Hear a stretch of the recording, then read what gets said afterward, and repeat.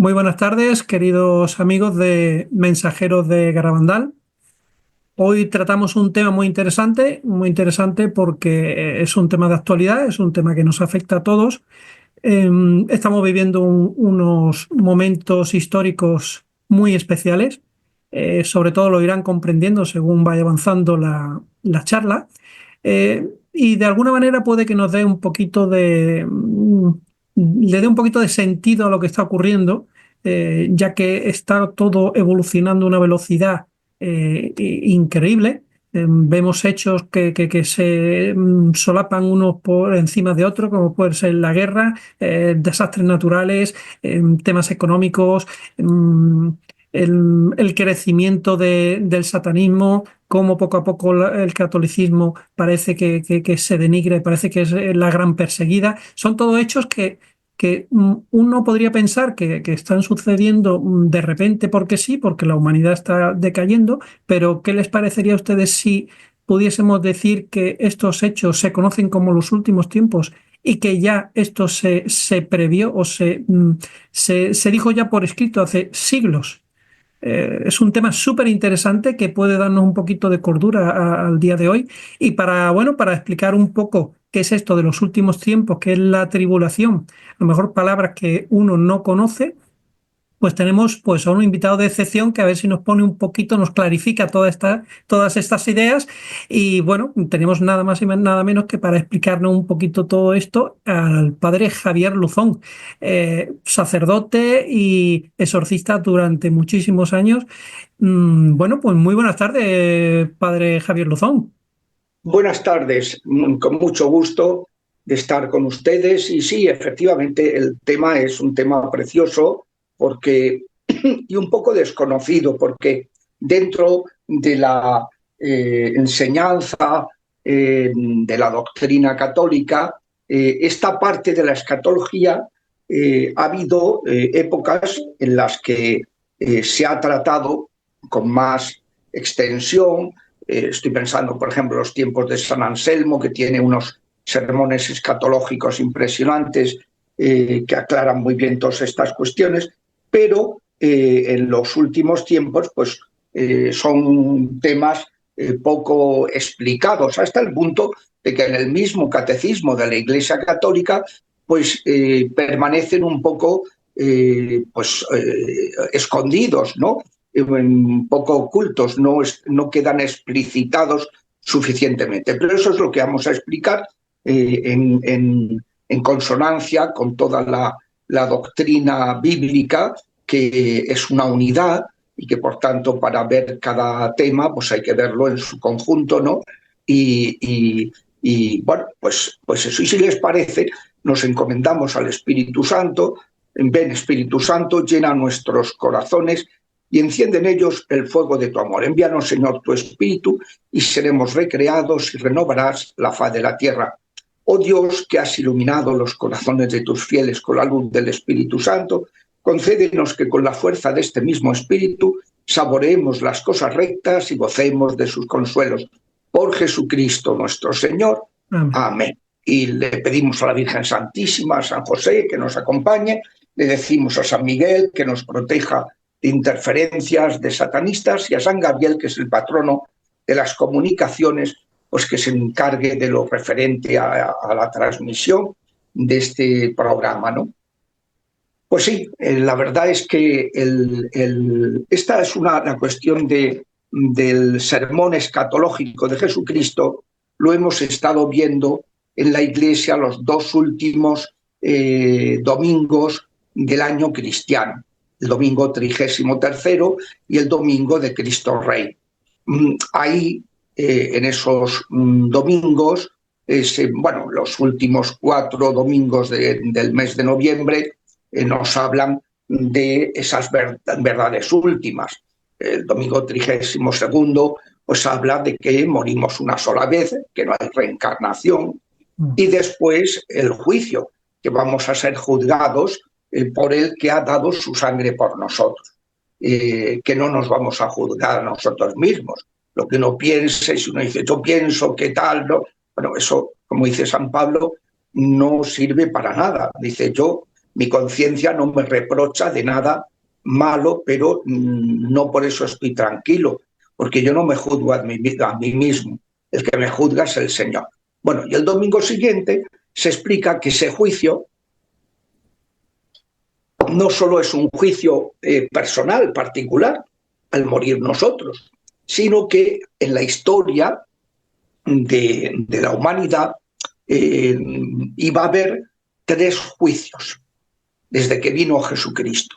3 juicios. Ha habido otros, por ejemplo, el diluvio universal, cuando la humanidad se echó a perder, pues en el momento en que Noé entró en el arca, pues se desataron el diluvio y pereció todos los habitantes de la tierra, salvo esas 8 personas, Noé y su mujer, sus 3 hijos y sus 3 nueras. Fueron los únicos de los que se salvaron, y como dice San Pablo, de ellos venimos todos otra vez, ¿no?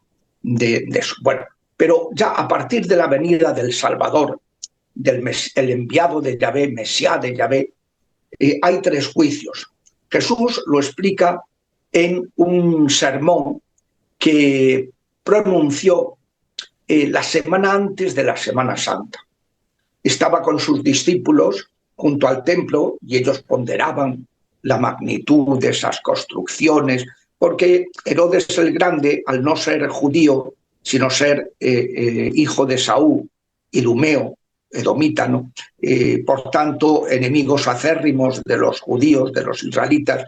Isaac tuvo 2 hijos, Esaú, Edom, y Jacob, Israel. Y entonces estaban enfrentados y sus hijos los tuvieron.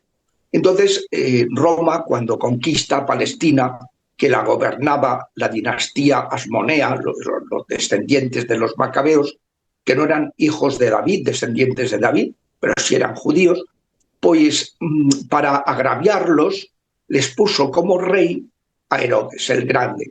Herodes no era judío. Entonces que sabía que no lo querían, para congraciarse con los judíos, lo que hizo fue embellecer el templo que habían construido, el templo de Salomón, pues fue destruido en su momento, en el año 587, y 50 años después, Ciro les da la autorización para volver a Israel desde Babilonia, una vez que conquistó el imperio babilónico, que era un rey persa, pues les da la autorización y les financia la reconstrucción del templo. Y en 15 años, pues con el ánimo y el aliento del profeta Ageo y del profeta Zacarías, fueron reconstruyendo el templo de Jerusalén. Fue un templo modesto, pero que duró hasta que llegó los tiempos de Herodes el Grande, que decidió embellecer. Y entonces estaban los discípulos pues alabando esas construcciones que llevaban 46 años, ¿no?, con ellas. Y entonces pues Jesús les dijo, sí, pero de esto no va a quedar nada. Y les habló del juicio de Israel, les explicó que sería antes de que acabe esta generación, que son 40 años, pues será destruida Jerusalén. Dice, y los supervivientes serán dispersados por todo el mundo hasta que Jerusalén será pisoteada por los gentiles, hasta que se cumpla el tiempo de los gentiles, el castigo a los gentiles. Los gentiles son los pueblos no judíos que fueron evangelizados, especialmente con ocasión del rechazo de Israel, pues se expandieron cuando fueron perseguidos por los judíos, los primeros cristianos, que eran judíos también, pues se expandieron por todo el universo y fueron llevando el evangelio por toda la tierra conocida, ¿no? Y bueno, pues esos países, que es lo que se llama la civilización occidental, la vieja Europa, esos países acabaron rechazando también al Mesías, que es el momento actual, la gran apostasía, ¿no? Y entonces Jesucristo explicó que cuando eso sucediera, también serían purificados, serían destruidos. Y que habría un tiempo de religiosidad que no se sabe cuánto, es lo que se llama el milenio. Milenio no son 1000 años, sino es un tiempo de plenitud, un tiempo de religiosidad, lo que describe Apocalipsis 20, y después de ese tiempo se volvería a entibiar la fe, se perdería la fe sobre la tierra, y entonces sería ya el juicio final. Hay 3 juicios, 3 momentos. Entonces, hay gente que ha confundido pues, el juicio de las naciones con el juicio final. Cosa que es imposible confundirlos porque en el sermón escatológico, tanto en la presentación que hace Mateo en el capítulo 24, como Marcos en el capítulo 13, como Lucas en el capítulo 21, aunque hay un preludio en el capítulo 17 de Lucas, pues en esos 3, los 3 sinópticos, evangelistas sinópticos, pues se llama sinópticos porque hacen una sinopsis, un resumen de la vida de Jesús, mientras que el Evangelio de Juan es por temas, no es un evangelio que narre la historia de Jesucristo, sino un enunciado de una serie de temas que se utilizaban en las catequesis de la iniciación cristiana para formar a los que iban a ser cristianos, los que se iban a bautizar, ¿no? Y bueno, pues esos 3 sinópticos, en eso se habla de que después del juicio de Israel, 40 años, antes de 40 años, y así fue, en el año 70 Tito asedia Jerusalén y en año y medio cae y fue totalmente destruida.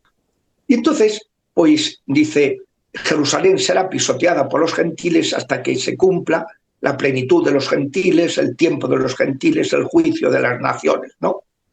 Y bueno, es así que ya Jerusalén no está en manos de los gentiles, sino que en el año 1947 Naciones Unidas les da un Estado, erige un Estado, el Estado de Israel, pues, y luego 20 años después, en la guerra de los Altos del Golán, pues consiguen una paz interior, porque esos altos desde donde les tiraban bombas y tal, son conquistados y entonces ya tienen una paz interior relativa, ¿no? Pues se puede entender que ese tiempo ha llegado y el tiempo de las naciones. Y bueno, ¿por qué se sabe que este es el tiempo? Bueno, pues porque efectivamente, igual que una parte de Israel rechazó a su Mesías, ahora desde sobre todo desde el siglo XIV, se produce un proceso en Europa de la cristiandad de progresivo alejamiento del Mesías. ¿Cómo se produce? Pues muy sencillo. Esto lo explico, todas estas cosas las explico en el libro Quo Vadis Ecclesia, ¿a dónde vas Iglesia celebrando en falso los sacramentos? Que era una frase del cardenal Sebastián que le decía a los obispos españoles que cómo estamos dando sacramentos a paganos, cómo hemos llegado a eso. Bueno, hemos llegado a eso por una cosa muy sencilla, porque los primeros cristianos, hasta el año 313, en que el hijo de Santa Elena, que era pagano, y lo fue hasta el lecho de muerte, en que pidió ser bautizado, pues el hijo Constantino, en el año 313 saca el edicto de Milán, después de ganar la guerra del Ponte Milvio, en que él se impone a su contendiente y es nombrado pues emperador. Y entonces, pues Constantino da la paz, pero estuvieron 300 años perseguidos los primeros cristianos, muriendo por ser cristianos, ¿no? Después, una vez que reciben la paz la Iglesia, empiezan a aflorar los errores, las herejías que estaban ahí de esos siglos y entonces se empiezan a producir los concilios ecuménicos para poner orden y aclarar las cosas, aclarar las ideas. Y 70 años después del Edicto de Milán, empezaron a haber, con motivo de esas herejías, unas controversias dentro del Imperio Romano que amenazaban la paz interna del Imperio Romano, porque los cristianos habían pasado a ser una parte importante, y como estaban peleándose entre sí, los arrianos con los no arrianos, parroquias contra parroquias, diciendo, unos decían, defendían que Cristo es Dios, como es la fe de la Iglesia, y los arrianos no lo aceptaban. Entonces, pues para aclarar todo eso, para poner paz, los emperadores, que era un gobierno tripartito, un emperador general para todo el imperio y otro para Oriente y otro para Occidente, los emperadores Teodosio, primero el Grande. ¿Sabe usted, Miguel, de dónde era Teodosio? No, dígame. De Bueno, Málaga. español. Eso. De Málaga. Exacto, sí, sí, sí. Se lo voy a decir, digo, no, digo, claro, sí. Yo tengo una monedita de Teodosio, con la acuñado la imagen de Teodosio, de esos momentos, cuando estuve en Málaga, que un amigo me encontró en el Guadalhorce.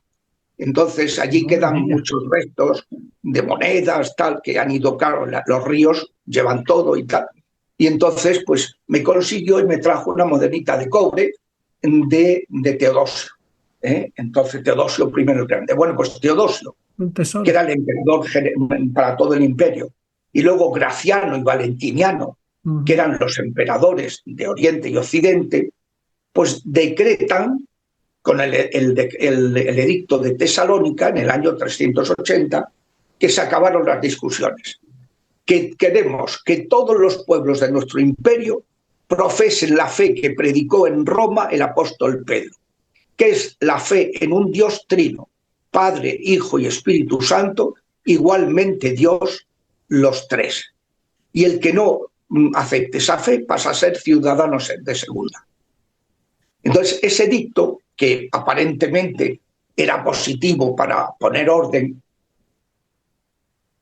sin embargo, al entrometerse en las cuestiones internas de la Iglesia y asumir la Iglesia como una religión estatal, produjo a la larga mucho daño, porque eso hizo que hubiera una cierta mundanización de la Iglesia institucional, que el Espíritu Santo sacó el antídoto inmediatamente, porque promueve el monacato, con lo cual se conserva el espíritu genuino y un modo de evangelizar desde la radicalidad evangélica, desde la autenticidad evangélica, que son los monjes, ¿no?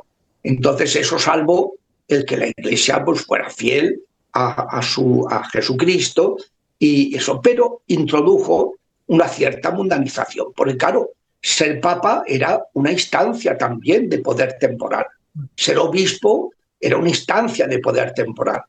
Y claro, eso a finales del primer milenio provocó el cesaropapismo, la intromisión de los césares en el nombramiento de los papas, y provocó la querella de las investiduras, que nombraban a los obispos los señores feudales.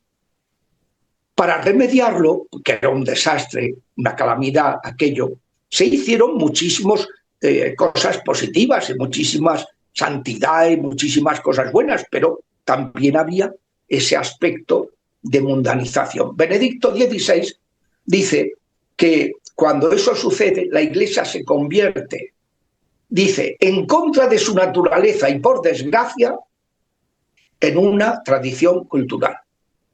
Claro, ser cristiano ahora pues era una cuestión social, era una cuestión pues de estar integrado en la sociedad. Para muchos no era una vocación, no era una vocación a la santidad, ¿no? Eso va provocando un aflojamiento que va dando malos ejemplos, va dando escándalos, ¿no?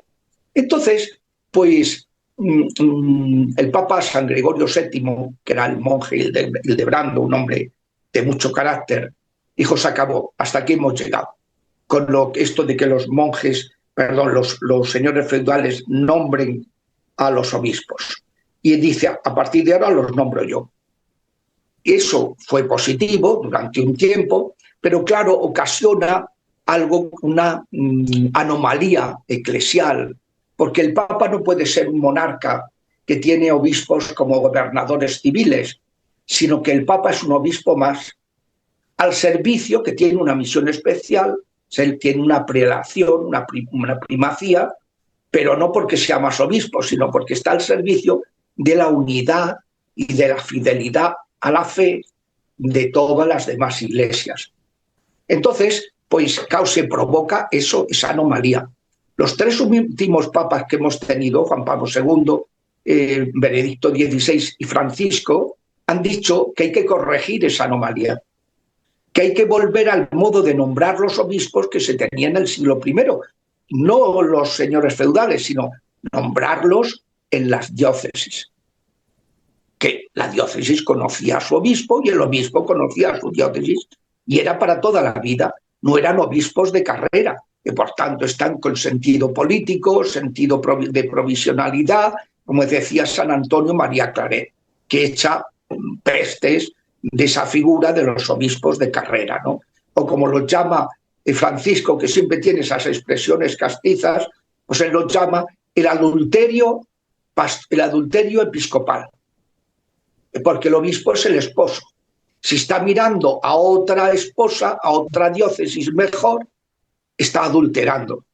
Y así lo llaman. No seáis adúlteros pastorales, adúlteros eclesiales, ¿no? Pero bueno, no basta con decirlo, sino que habría que poner remedio. Pero bueno, ya...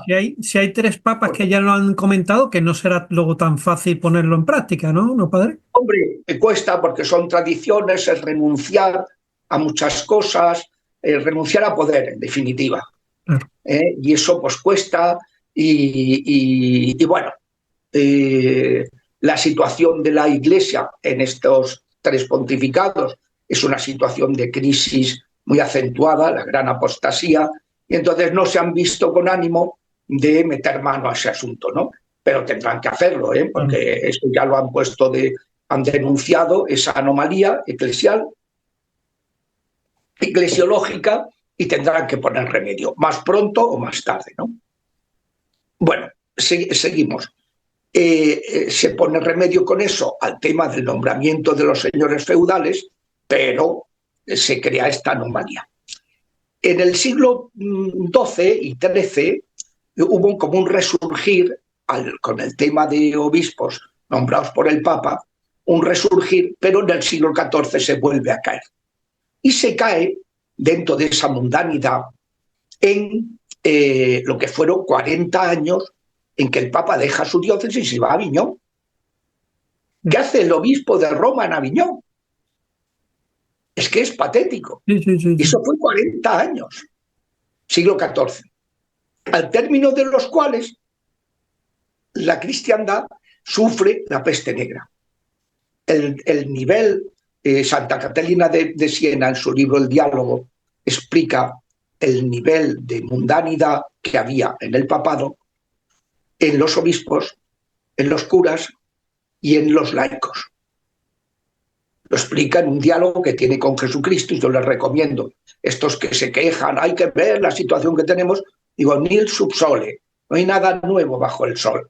Lean ustedes el diálogo y verán que es muy parecido a lo que estamos lamentando en los momentos actuales. El diálogo de Santa Catalina de Siena, que es la patrona de Italia, porque fue la que consiguió que el Papa volviera a Roma.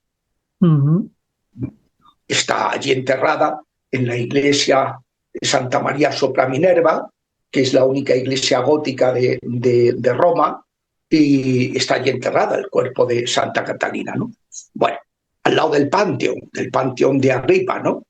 Allí al lado del Panteón está la iglesia de Santa María sopra Minerva. Bueno, entonces digo que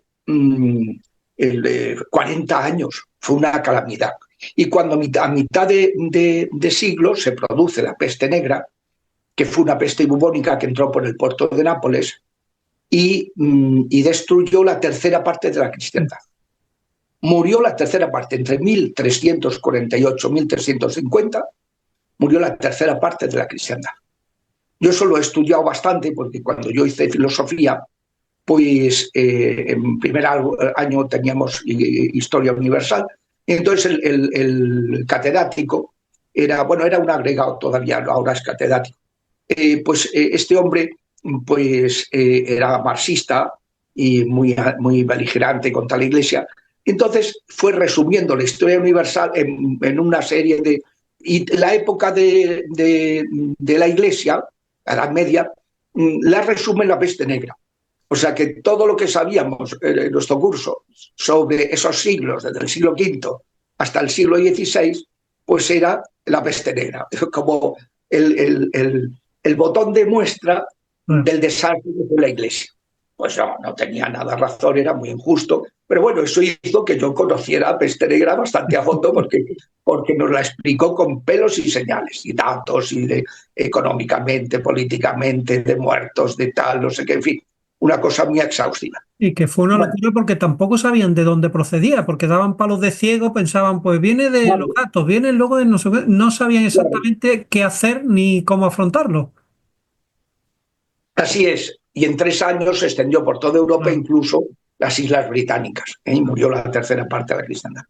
Y a partir de esa crisis, que luego se prolonga con que al volver el Papa a Roma, se produce el cisma. Hay dos papas, el francés y el auténtico, el legítimo, el romano. Y luego tres, el francés, el romano y el español. Ahí si han estado en Peñíscola, sí. verán el castillo del Papa, de Benedicto XIII, donde estaba el Papa Benedicto. Y ahí fue encarcelado cuando ya el concilio de 1400, 1500, no, 1414, pues el concilio de Constanza decide solucionar la cuestión, depone a todos los papas vigentes y nombra uno nuevo, Martín V, y se acabó la historia, ¿no? Entonces, pues 60 años de cisma. Bueno, todo eso produjo un descrédito en la Iglesia que empieza, como dice Zacarías, e iré al pastor y se dispersarán las ovejas, empieza un proceso de distanciamiento de la fe. Primero fue el Renacimiento. Es querer recomenzar una Europa destruida por la peste negra, pero ya no basándose en los valores judeocristianos, porque Europa era un invento judeocristiano y grecolatino. Pues no, ya no basándose en los valores judeocristianos, sino solo en los valores paganos del mundo grecolatino. El Renacimiento rechaza la Iglesia. Eso se consuma cuando Lutero, unos años después, en 1517, saca el Sermón de las Indulgencias y se lleva, se van de la Iglesia todo Centro Europa, la mayoría de Centro Europa. Rechazan la Iglesia. 200 años después, fíjese la curiosidad de la secuencia de fechas.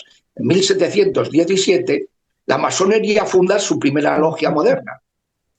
Y entonces ya rechazan a Cristo. Ahora, la luz del mundo, por eso se llama ilustración, no es Jesucristo, Dios de Dios, luz de luz, sino es Lucifer, que nos va a enseñar, nos va a dar una luz nueva para que descubramos que somos dioses y que no tenemos que depender de Dios y que nos podemos montar un mundo como nosotros queramos. Increíble. 200 años después, en 1717, el año de Fátima, se produce la revolución. Bueno, estos rechazan a Cristo, la ilustración, los masones. En 1917, la revolución bolchevique-menchevique, los comunistas, rechazan a Dios. Ya no es la Iglesia, ya no es la cultura cristiana como el Renacimiento, ya no es la Iglesia como Lutero, ya no es Cristo como la Ilustración. Ahora se rechaza a Dios. Y fueron esas revoluciones que tuvieron muy mala prensa porque fueron muy sangrientas en la apariencia, porque luego eso fue reemplazado 50 años después, cuando yo entro en la Universidad de Madrid, todavía no me había alcanzado la vocación al sacerdocio, entonces, pues, que me alcanzó unos años después, ¿no? Eso era el año 69, hasta el 80, pues no me alcanzó. Pues yo entro a la universidad y esta es la revolución sexual.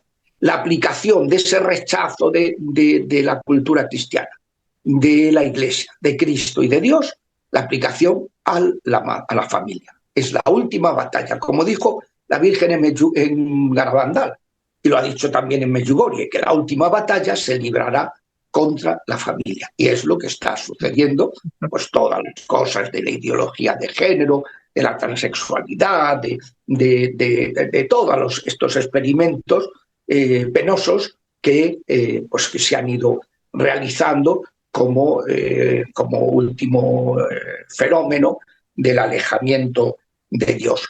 Entonces, ese ha sido el proceso. Bueno, en el siglo XIX también se puede destacar como relevante que los maestros de la sospecha, Marx, Freud y Nietzsche, Marx en el plano social, Freud en el plano sexual y Nietzsche en el plano de la realización personal, dicen que Dios es un enemigo de la felicidad, siguiendo la estela de la Ilustración, pero no en el plano intelectual, sino en el plano emocional.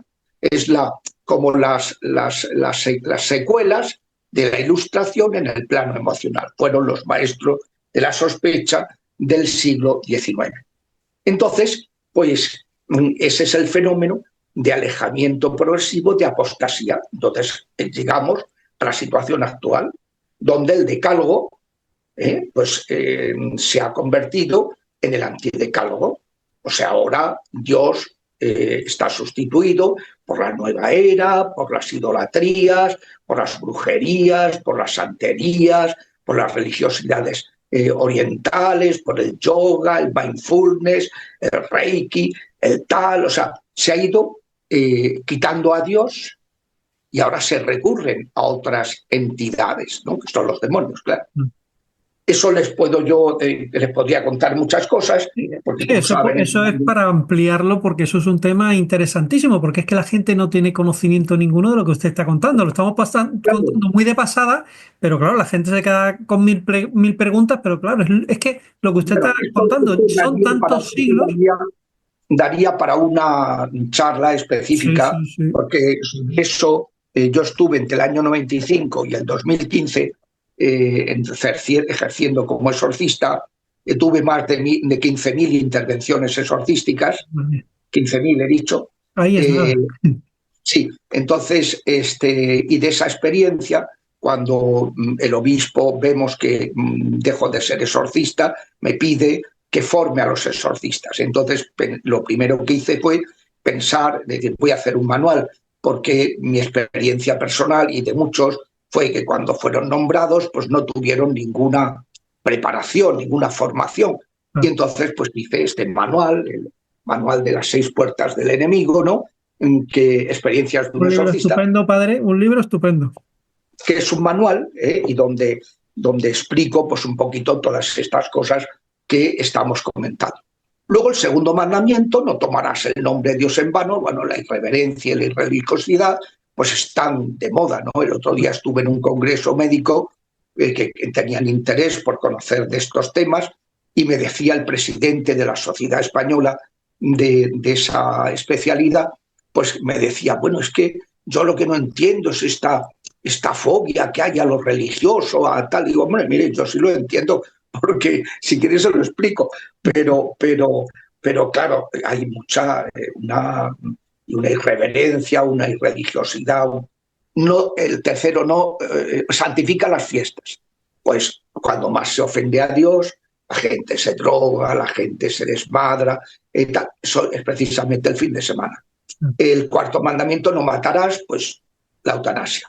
Es el desprecio de la veteranía, de la sabiduría, de los mayores. Yo estoy en un hospital de mayores, ¿no? Y aprendo muchísimo y procuro pues atenderlos con mucho cariño y tal, pero ves cada cosa y te da muchísima pena, ¿no? Eutanasias encubiertas, ves pues una situación de lo contrario de lo que dice el cuarto mandamiento. El quinto, no matarás. Bueno, ¿para qué vamos a hablar? Las guerras, el tráfico de órganos, el aborto, etcétera, ¿no? O sea, las drogas, las adicciones, el daño al cuerpo, el pensar que el cuerpo es una prótesis que podemos manipular a voluntad. El sexto y noveno mandamientos, no adulterarás, tampoco de corazón. El noveno, pues la implantación del divorcio. O sea, ¿para qué vamos a hablar, ¿no? Y de divorcio y de todo tipo de aberraciones sexuales. El séptimo y décimo mandamientos, pues no robarás. Bueno, ¿para qué vamos a hablar de eso? Porque estamos empezando porque el Estado aquí en España es confiscatorio y nos pone una imposición fiscal del 70-75%, pues claro, ya luego para usarlo para cosas completamente de locos, ¿no? Entonces uno dice, bueno, pero esto ¿qué legitimidad tiene, ¿no? Un Estado así, ¿no? Y el octavo mandamiento, que es el último que nos queda, pues porque el noveno y el décimo es lo mismo que el sexto y el séptimo en el plano del corazón, pues el octavo mandamiento, la mentira. Estamos en la sociedad de la manipulación, los medios de manipulación se han ido implantando, no digo de información ni de comunicación, porque ahora mismo no informan, sino que son mercenarios, salvo alguna excepción muy excepcional, la mayoría son mercenarios. Para poder informarse un poquito uno tiene que buscar pues en las redes sociales y sabiendo además que están súper censuradas. Yo, los que somos de la generación del 68, que de las libertades, de que luego era mentira todo, pero como se ha visto después, pero por lo menos que, oye, que no aceptamos la Inquisición, la censura, tal, que nos veamos ahora, que no se puede decir nada, que como hables de tal cosa, no, eso no se puede tocar, como hables de tal otra, no, eso no se puede hablar, tienes que hablar en clave, bueno, es una cosa verdaderamente dantesca, ¿no? Claro, hoy día pues los jóvenes están acostumbrados a que los tengan totalmente atenazados, ¿no? Y que no puedan hacer nada, ¿no?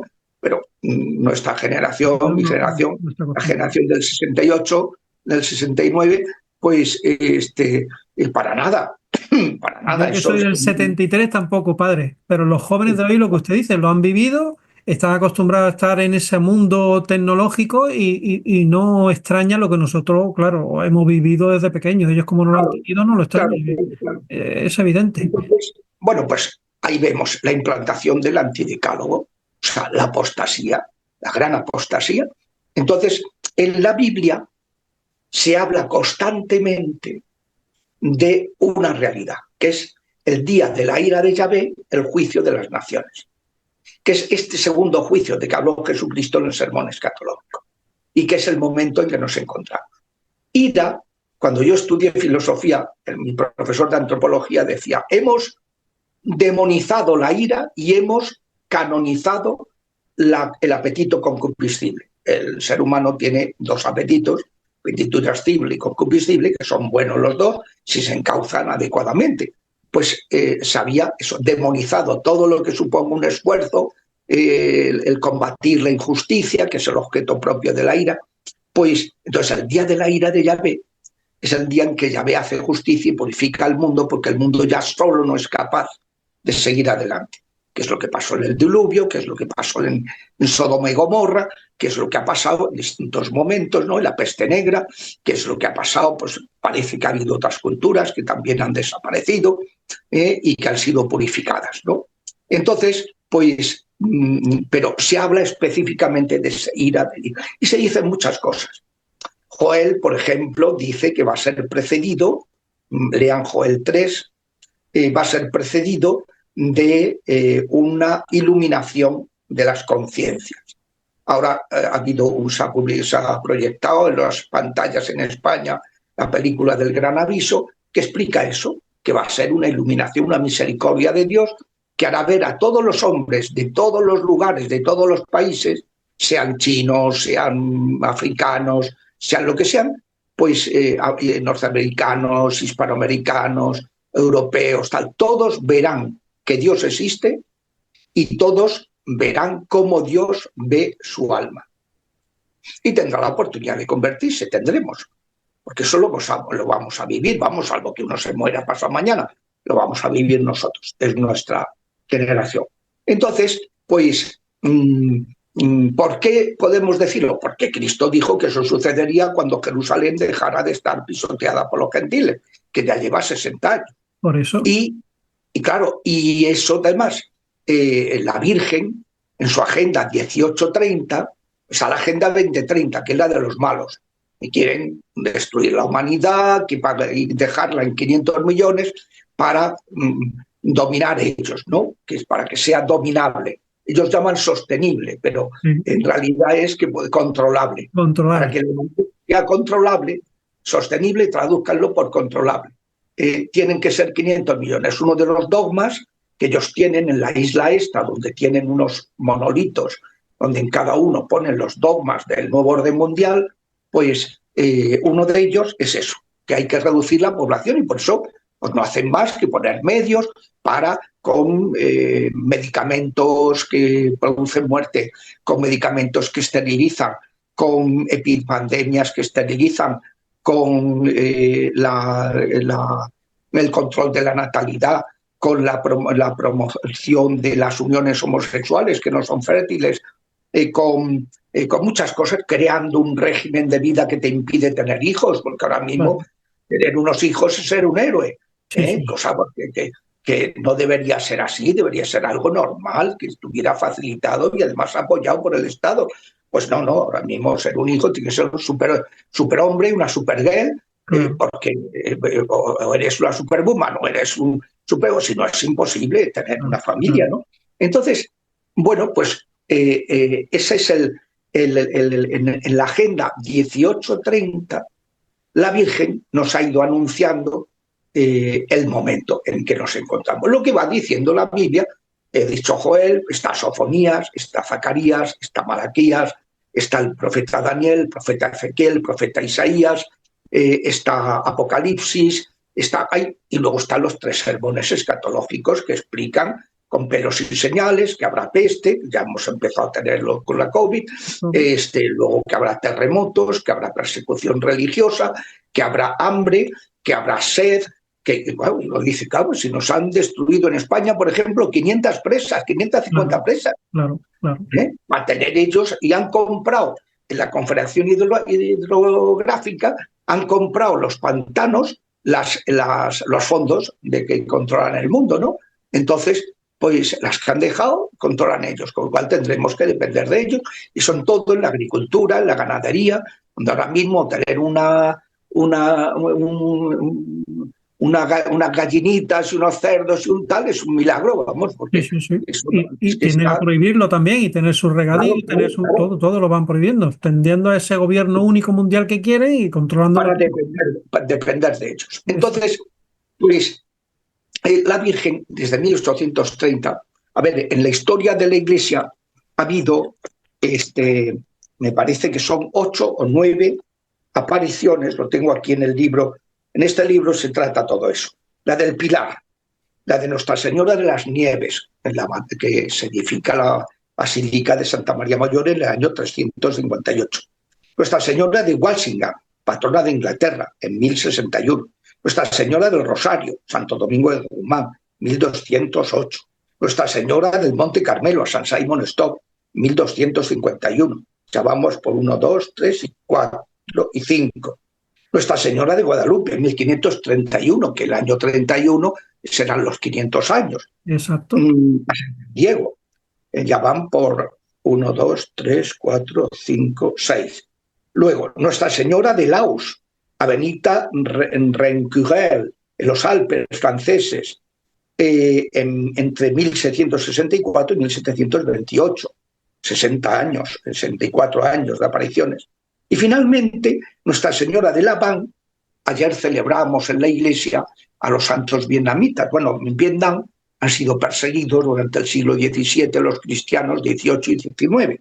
Y entonces, entre 1798, el final del siglo XVIII, y 1896, o sea, durante 98 años, en que cesa la persecución religiosa en Vietnam, la Virgen Santísima, en Laván, acompaña a los refugiados vietnamitas. Es la aparición más larga de la historia, ¿no? Bueno, pues esas son hemos dicho 1, 2, 3, 4, 5, 6, 7 y 8. 8 apariciones en la historia de la Iglesia. Pero a partir de 1830 empieza un fenómeno insólito. La Virgen se aparece a Santa Catalina Labouré, luego 16 años después, 1846, en La Salette, a los niños Maximino y Melania, y luego 12 años después, en Lourdes, a Santa Bernadette Soubirous, al año siguiente en Wisconsin, Estados Unidos, Luego, 18 años después, en Pelvoisin, en la diócesis francesa de Bourges. En 1879, 3 años después, se aparece en Knock, un pueblo donde hoy está el Santuario Nacional de Irlanda. Después, desde 1875 a 1941, se aparece a Marie-Julie Janis en la Frodé, Bretaña. Bretaña es como Galicia, el noroeste de Francia, ¿no? Y unos años después, o sea, si esto fue en 1873-75, pues entre 1896 y 1913, a Marie Martel, en Tilly, Normandía. Normandía es como Asturias, en la provincia que está al lado de Bretaña. Está Bretaña al noroeste, a su derecha Normandía, pues allí está en Le Tilly, a Marie Martel. Después, en 1917, a Fátima, donde se dice que al final mi corazón inmaculado triunfará. Nos han revelado los 3 primeros mensajes, pero falta la explicación del tercero.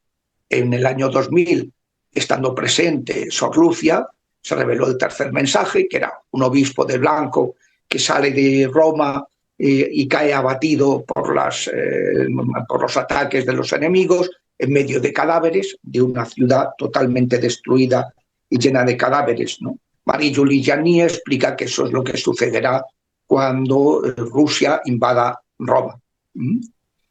Entonces, después de eso, en el año 1932, en Bélgica, una aparición en Borén. Después, en otro pueblo también de Bélgica, en Vanno, unos días después, vuelve la Virgen a aparecerse. Y finalmente, en 1953, en Siracusa, la Virgen de las Lágrimas, que llora sangre, ¿no? Durante un tiempo, y que fueron reconocidas por la Iglesia. Y ya llegamos, o sea que ahí fue cada 10 años. Y a partir de 1960, que es cuando se está preparando el Concilio Vaticano II, ya es el acabose del terminose. La Virgen se aparece en todas partes a la vez y con el mismo mensaje: llamada urgente a la conversión porque llega la gran tribulación. Que se puede disminuir la gravedad de esa tribulación, pero ya no se puede evitar, porque la copa ha colmado el vaso. Entonces, pues ahí se va produciendo. Primero fueron las apariciones de Garabandal, que no fueron reconocidas, sino todo lo contrario, encontraron una oposición frontal, a pesar de que es, como dijo Pablo VI, la más bella historia mariana desde los comienzos de los tiempos de la Virgen. Así lo dijo Pablo VI. Cuando se entrevistó con Conchita, que es una de las 4 videntes, ¿no? Yo conozco a una de ellas y estaba charlando con ella y tal. Y entonces, Conchita estuvo hablando con Pablo VI. Conchita y esta, la otra, ¿cómo se llama? Otra de las videntes, que no me viene el nombre, una murió y está otra, que es la que yo conozco, luego está Conchita y luego una que ha sacado... Jacinta es otra, ¿no? Jacinta y Conchita viven en Estados Unidos. Se fueron porque no querían saber nada con España, porque les hicieron la vida imposible, los eclesiásticos, ¿no? Pero en el año 1980 y pico, Ratzinger, estando el prefecto de la Congregación Palestina de la Fe, pues dijo que eso había sido una chapuza, que no se había estudiado bien, que quedaba abierto, que quedaban a disposición de la gente los documentos y que la diócesis tendría que estudiarlo de nuevo porque lo había hecho mal, ¿no? Entonces, eso dio lugar a que un sacerdote, el padre José Luis Saavedra, hiciera una tesis doctoral sobre Garabandal. que ha sido la documentación para tanto las dos películas que han sacado, ¿no? Garabandal, que solo Dios sabe, Garabandal, una imparable, una catarata imparable, ¿no? Donde ahí, pues claro, se hace la segunda, hacen entrevistas, por ejemplo, al psiquiatra, que es ateo, y dice, bueno, primero, yo no sé por qué me escogieron a mí, pues yo soy ateo. Examinar a una cuestión de estas me parece que es la persona menos adecuada. Segundo, nunca me dejaron ver a las niñas. No pude examinar a las niñas. Solo nos reuníamos en restaurantes caros de Santander para comer. A mí esto me pareció muy poco serio. Y eso lo dice el psiquiatra. Que se habían apoyado en él para decir que las niñas habían engañado y no sé qué. Bueno, en fin, patético. Bueno. Desde aquí recomendamos esa película y el documental porque son muy bonitos y clarifica mucho lo que es la historia de Garabandal, que como este canal se llama Mensajero de Garabandal, quería eso matizar, como usted ha dicho, que bueno, no sabemos ciertamente cuándo va a ser el aviso, milagro y castigo que, digamos, no, sobre esto Cristo dijo que no iba a dar datos. Que no iba a dar pero datos. Lo que sí era la parábola de la higuera. Dice, cuando veáis que la higuera empieza a echar yemas, sabéis que el verano está cerca. Pues cuando veáis que estos acontecimientos que yo os estoy diciendo empiezan a producirse, saber que esto está cerca. Y que en medio ya de una gran tribulación, dice Cristo que es una tribulación, como no la ha habido desde el comienzo del mundo ni la habrá. O sea que va a ser más duro que el diluvio. El profeta Zacarías dice cuánta gente va a morir. Las 2/3 partes de la humanidad. Y la tercera parte, que subsista, será purificada y habrá un tiempo de religiosidad. Así se explica en la Sagrada Biblia. Bueno, luego después de esto están las apariciones en Egipto, en Seitún, en Subra, en el Barrak, en 3 barrios, en épocas diferentes. Luego en Akita, Japón, que ha muerto ahora Soragnes Sasagawa, ha muerto el día justamente además de la Asunción, que no deja de ser significativo, ¿no? La vidente de Akita, que curiosamente Ratzinger, cuando el obispo de Akita le lleva la documentación a la Congregación Bautismo de la Fe, Ratzinger le dice, no, mire, yo lo estoy viendo, es que es lo mismo que Fátima, dice lo mismo. Claro, si Fátima no nos han revelado el cuarto secreto, que es obispos contra obispos, cardenales contra cardenales y grandes catástrofes, eso no nos lo han revelado. Nos han revelado el anterior, el tercero. Pero entonces, sí lo ha publicado José María Zavala, pues un libro que saca el documento, que ha habido una filtración y entonces él lo manda a estudiar para una grafóloga. La grafóloga confirma que eso es de Lucia y, por tanto, pues lo saca y lo publica y lo explica, ¿no? Pero entonces, a mí lo que me interesa es que si el que luego fue el Papa Benedicto le dice al obispo de Akita que esto dice lo mismo que Fátima, pues quiere decir que Fátima dice lo que dice Akita. Y lo que dice Akita es obispo contra obispo, cardenales contra cardenales y grandes calamidades. Entonces, pues eso. Como decía Juan XXIII, ¿por qué no lo ha revelado obedeciendo a la Virgen en la que dijo en el año 60? Se dijera, porque no quiero ser profeta de calamidades. Eso. Y cuando Juan Pablo II le preguntan en una población en Fulda, que está con una reunión con obispos y sacerdotes, habla de esas calamidades. Dice, cuando se describe y empieza a describir por lo que dice el cuarto mensaje, ¿no? De esto. Luego está en Ruanda, en Kibeho. Después en Medjugorje, desde 1981, y siguen todavía, ¿no?